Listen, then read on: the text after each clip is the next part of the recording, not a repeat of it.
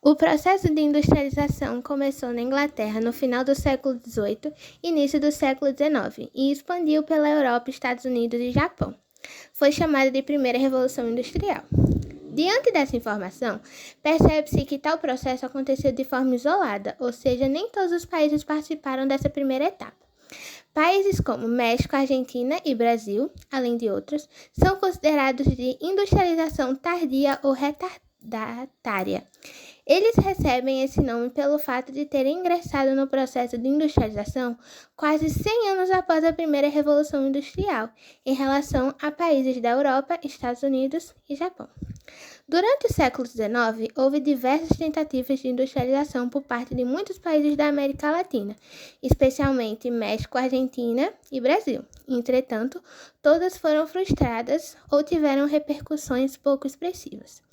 As poucas indústrias que surgiram nesse século limitavam-se à fabricação de bens de consumo não duráveis, como fábricas de velas, sabão, artigos de couro e lã, tecidos, alimentos, móveis e etc.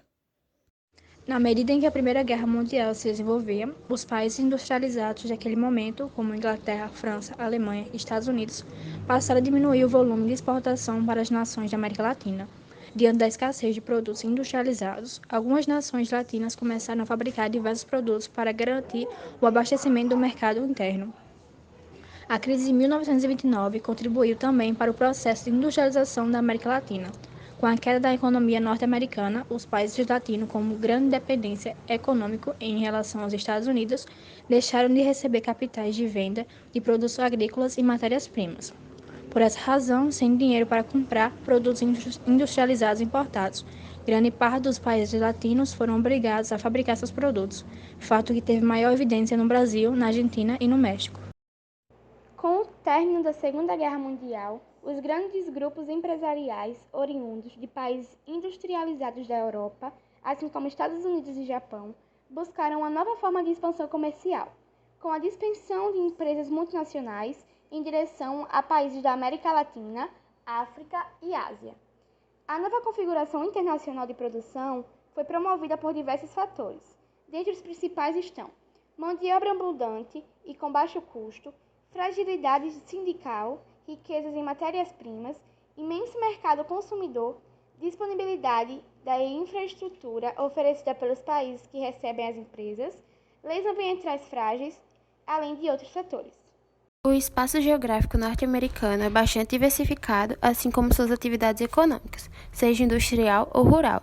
Na atividade industrial, o fluxo corresponde a 27% da produção mundial. Isso quer dizer que grande parte de tudo que circula no mundo de mercadorias e capitais são oriundos desse país, provando sua potência comercial. Das 100 maiores empresas do mundo, 36 são norte-americanas. Essas empresas desenvolvem um volume estrondoso de capitais anualmente. A receita é tão alta que, se agrupar o PIB, Produto Interno Bruto, de muitos países, o resultado poderá ser superado por essas empresas, que são caracterizadas por gigantescos grupos empresariais, que correspondem ao estágio tecnológico do setor industrial e que anualmente investem milhões em pesquisas para o desenvolvimento de novas mercadorias e materiais.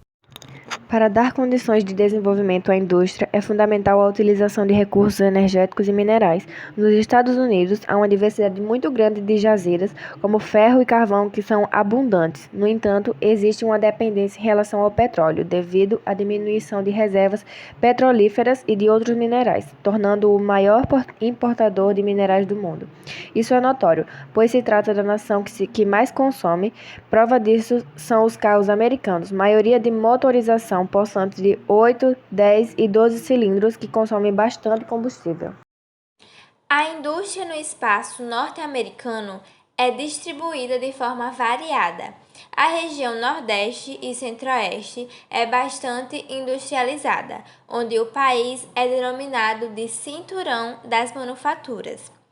A área que corresponde à produção industrial e manufatura, principalmente de indústria têxtil, eletrônica e automobilística, tem diminuído sua atuação devido ao surgimento de novos núcleos industriais na costa oeste e sul do país, denominada de Cinturão do Sol, que tem como principais atividades produtivas a indústria aero, militar e espacial. O documentário que ganhou o Oscar foi a indústria americana. O filme mostra um enorme choque cultural. De um lado, o líder da empresa chinesa apontando os trabalhadores americanos como improdutivos, e de outro, os trabalhadores e supervisores americanos, incrédulos, observando o modelo chinês, retratado no documentário através de episódios que mostram líderes autoritários.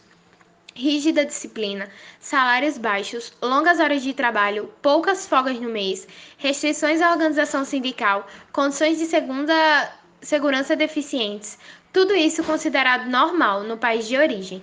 Mesmo assim, os trabalhadores da cidade buscam trabalhar na empresa, uma das melhores opções na região, que havia passado por enorme depressão, após o fechamento da fábrica GM, que funcionava no mesmo local.